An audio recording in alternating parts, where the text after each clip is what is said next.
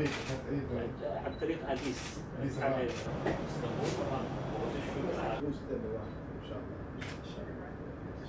Thank you for stay Ritzy.